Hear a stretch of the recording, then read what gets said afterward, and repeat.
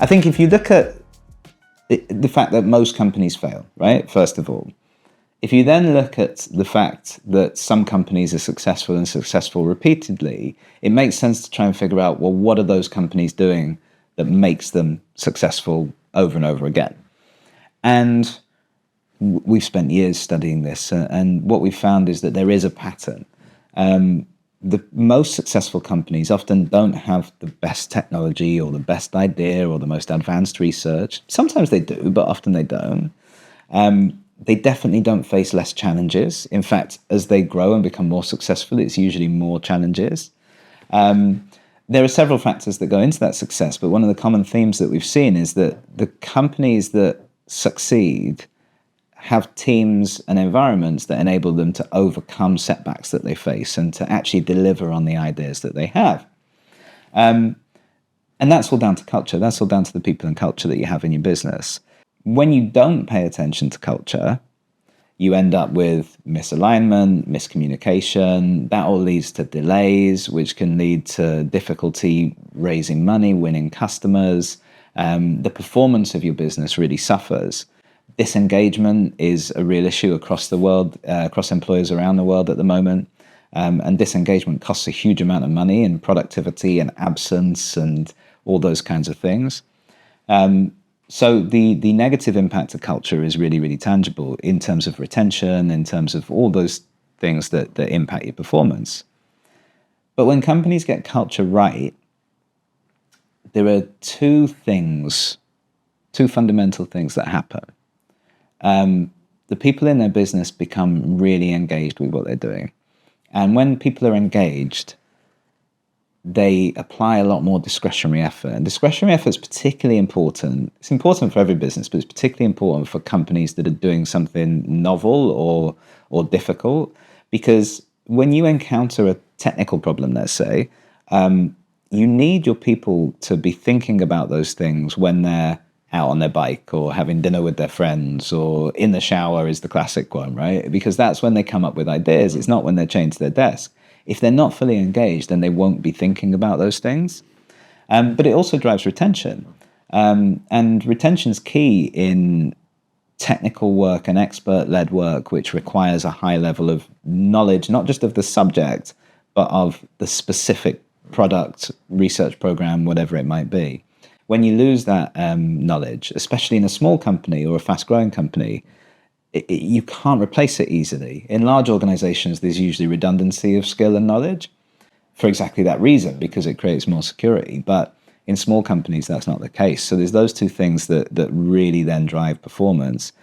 The other thing is that with a really clear culture in place that's really well defined and everybody understands it, you attract and secure the right people in the first place. And so every person you bring in not only helps you to deliver what you need to deliver, but they enhance the culture and move the culture forward. So culture compounds when you do that, and it gets better and better and better over time.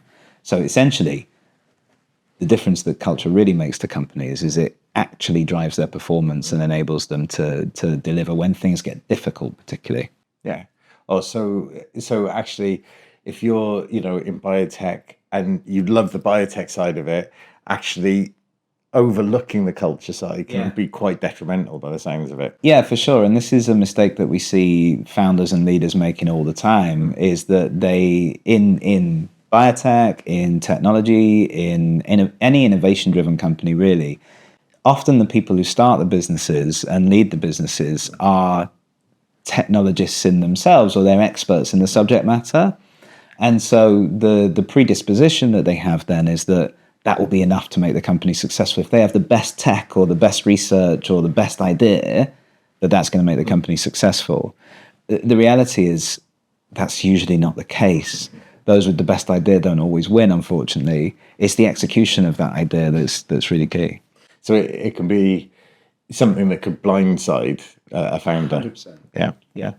So we've sort of touched upon it a little bit, but who is this aimed for? I mean, is this the smaller sort of tech company or the larger ones who would benefit? Yeah, so I think the principles that Versapia operates on could really apply to any organization, but the kind of companies that we really have in mind when we're building it are science-driven, technology-driven, and innovation-driven companies, and particularly those who are either early on in their journey, this sort of startup to scale-up level, or those who are going through some sort of transition. So that might be that they have raised some money and they're growing quickly, or it might be that they've got new leadership, or maybe there's some more difficult transitions. Maybe they're having to restructure or whatever it might be.